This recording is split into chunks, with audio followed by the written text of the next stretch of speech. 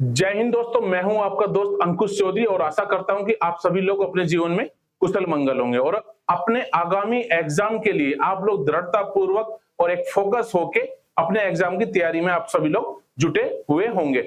और देखिए दोस्तों, एग्जाम आपका अनाउंस हो चुका है, एग्जाम अब आपका होना है, तो उसके लिए आप लोग सभी तैयारी में लगे रहिए और साथ साथ में हमारी वीडियोस आती रहती है और हमारी वीडियोस रेगुलर डेज में आती है। और अभी जो हमारी वीडियोज में चल रहा है, हमारे जो चैनल पे चल रहा है, आधुनिक भारत के लिए हम लोग क्लासेस ले रहे हैं और आधुनिक भारत यहाँ पे हम लोग आपका कंप्लीट करा देंगे। उसके बाद फिर नया टॉपिक आएगा, नया सब्जेक्ट आएगा और इसी तरह से हम आपके एग्जाम तक आपका सिलेबस बहुत ही शॉर्ट में आपको कंप्लीट करा देंगे, क्योंकि मुझे नहीं लगता हमारी वीडियो से अलग आपको जीएस में कहीं और से कुछ भी करने की जरूरत है।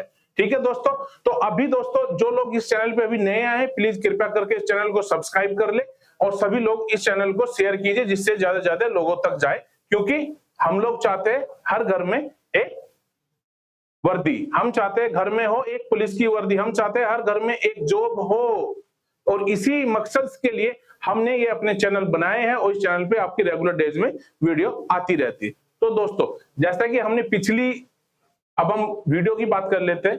जैसे कि हमने अभी पिछली जो क्लास हुई थी उसमें पढ़ा था 19वीं और 20वीं सदी की किसान आंदोलन।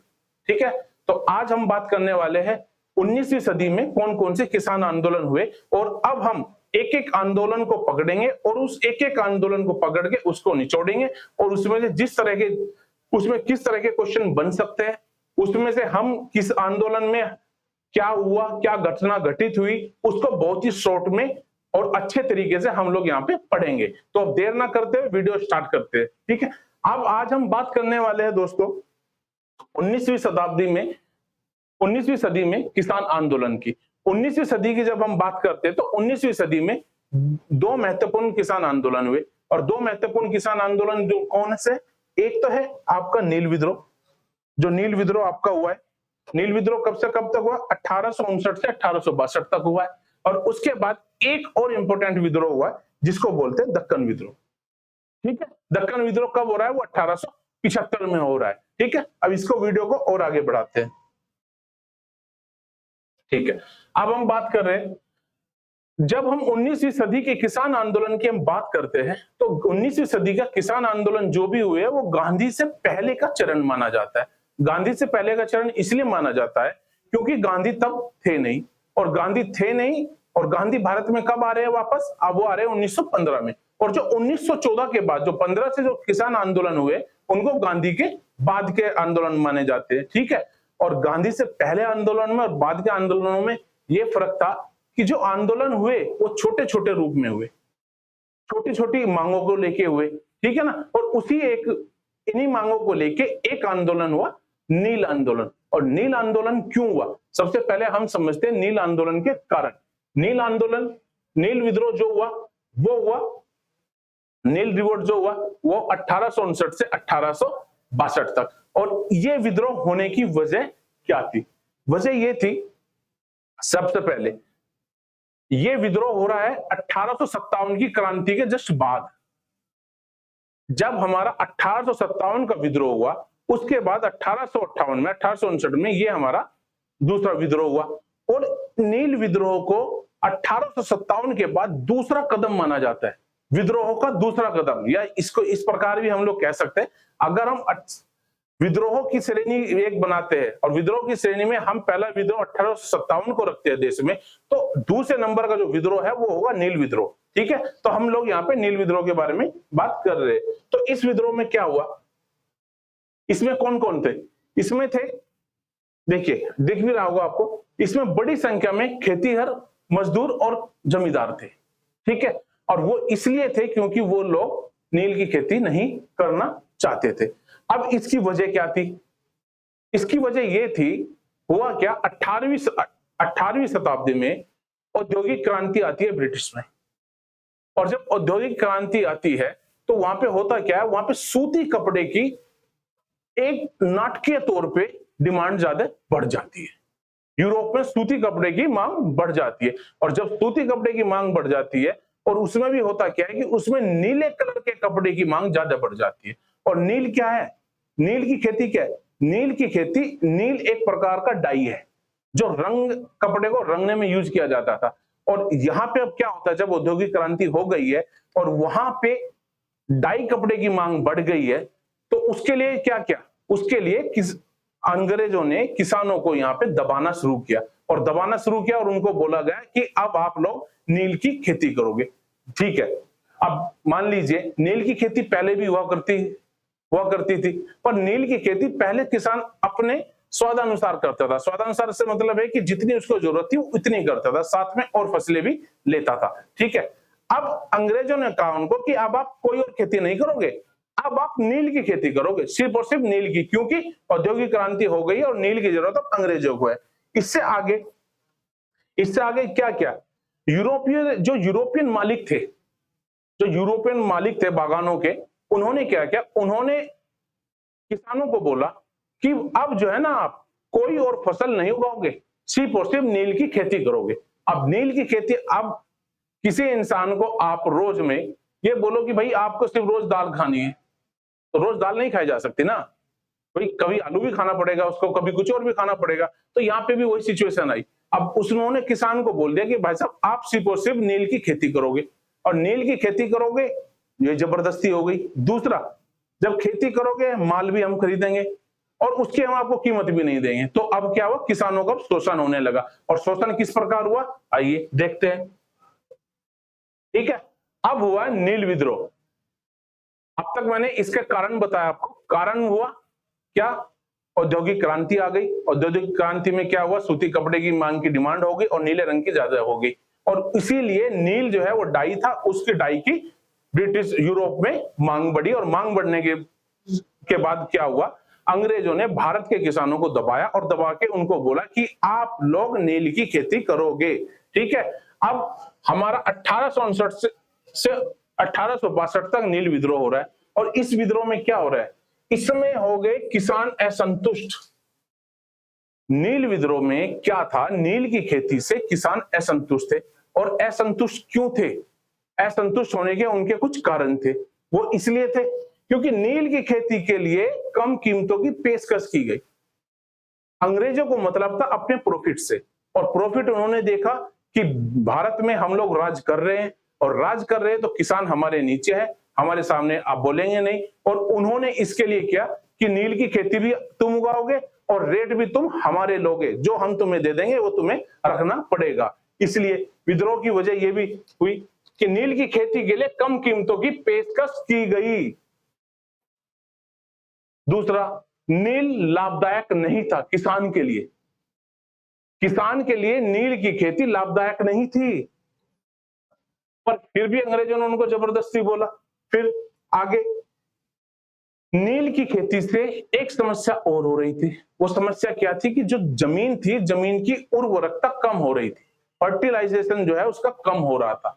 उससे उसकी ताकत, नील की खेती अगर वो लगातार करते जाते तो एक समय ऐसा आता कि उनकी जमीनों की उर्वरकता शक्ति खत्म हो जाती और जमीन बंजर हो जाती, जिससे क्या होता, आगे उनके भूखा मरना पड़ता उनको, क्योंकि उनकी खेती में, जमीन में शायद ज्यादा कुछ फसल ना हो पाती उसके बाद।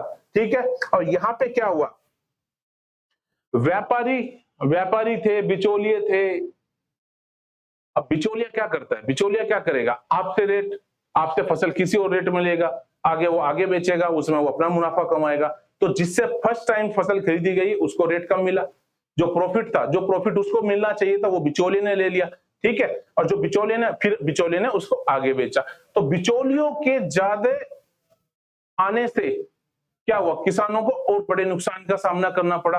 और इसी विद्रोह के, इसी सब कारणों की वजह से क्या किया गया, बंगाल में किसानों ने कह दिया कि भाई साहब हम अब नील की खेती करेंगे ही नहीं। उन्होंने, एक जन समूह ने, कुछ लोगों ने ये बोल दिया कि नील की खेती का एक भी बीज हम अपनी जमीन में नहीं बोएंगे। और अब हो गया नील विद्रोह। और नील विद्रोह में आगे क्या होता है, जब नील विद्रोह हो गया, जो हमारे यहाँ पे अपने हमारे किसान थे, किसान नुकसान हो रहा था बिचौलियों से, ठीक है, व्यापारियों से। अब इनको सपोर्ट कर कौन रहा था, सपोर्ट कर रहा था इनको प्रेस और मिशनरी कब आई थी, मिशनरी की अगर हम बात करें तो मेरी आपने एक्ट की क्लास देखी होगी। एक्ट की क्लास में मैंने आप बताया है कि जब मिशनरी आई थी इंडिया में, उन्होंने मिशनरी किस लिए आई थी? मिशनरी आई थी अपने धर्म का प्रचार प्रसार करने के लिए। और जब विद्रोह हो रहा है, उस विद्रोह को सपोर्ट भी कर रहे हैं यहाँ पे, उस विद्रोह को यहाँ पे सपोर्ट करते दिख रहे हैं। और प्रेस में, जब प्रेस के सपोर्ट की बात आती है, प्रेस के सपोर्ट की अगर हम बात करते हैं तो उसमें क्या होता है? प्रेस के सपोर्ट में आपका न्यूज़पेपर, उस समय मीडिया तो नहीं थी, ठीक है, आपका न्यूज़पेपर हो गया, डिजिटल मीडिया उस समय थी नहीं। उसके बाद आपकी कुछ पत्रिकाएं थी, उनसे भी इन विद्रोहों को थोड़ा सहायता मिली। और सहायता मिली क्या? किस किसने उस समय किताबें लिख दी अपनी? ये देखिए, ये थे एक इंसान हरिश्चंद्र मुखर्जी, इनका एक न्यूज़पेपर आया द हिंदू पैट्रियट। और ये क्वेश्चन आपके कांस्टेबल के एग्जाम में पूछा गया है, सब इंस्पेक्टर के में भी पूछा गया है, और ये क्वेश्चन आपके आरओ के एग्जाम में पूछा गया है। और क्या क्वेश्चन पूछा गया है? वो पूछा गया है द हिंदू पैट्रियट के लेखक कौन थे?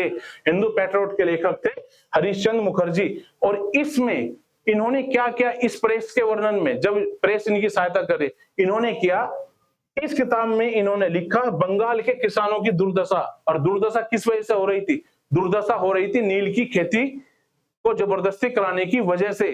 तो उन्होंने इसमें ये अपने लेख लिखा।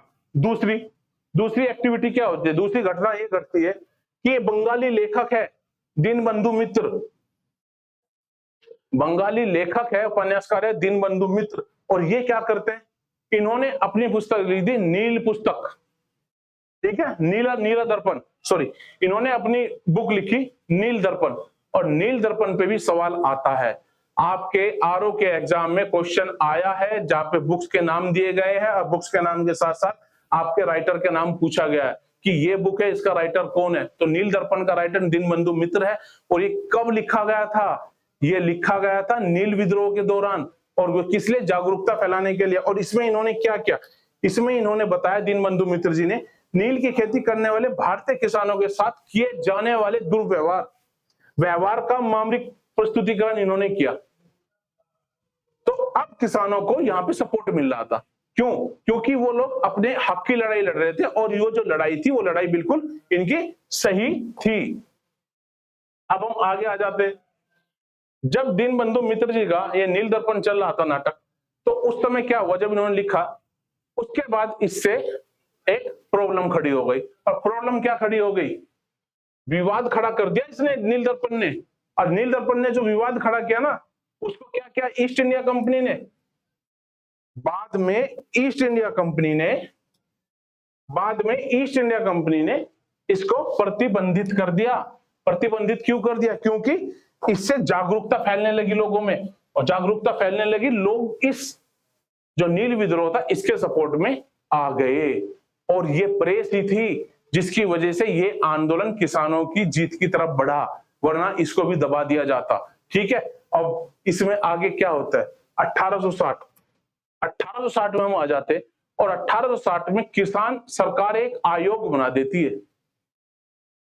नवंबर 1860 में किस सरकार ने एक आदेश जारी किया, और उसने कहा, 1860 में सरकार ने एक आदेश जारी किया और उसने कहा कि भाई साहब, रैयत जो है ना, रैयत को नील की खेती करने के लिए बाध्य करना ये हक की बात नहीं है, ये मजबूर करना अवैध है।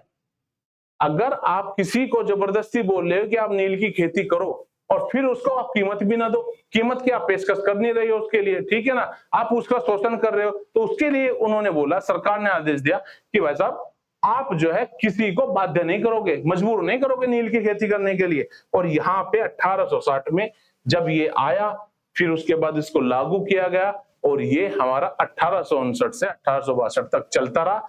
और ये जो फैसला था, ये जो रूल था, ये जो सरकार ने कहा था, ये हुई, इससे किसानों की जीत का प्रतीक था। और यहाँ पे इस आंदोलन को, ये आंदोलन खत्म हो जाता है धीरे धीरे, किसानों की जीत के साथ ये आंदोलन खत्म हो जाता है।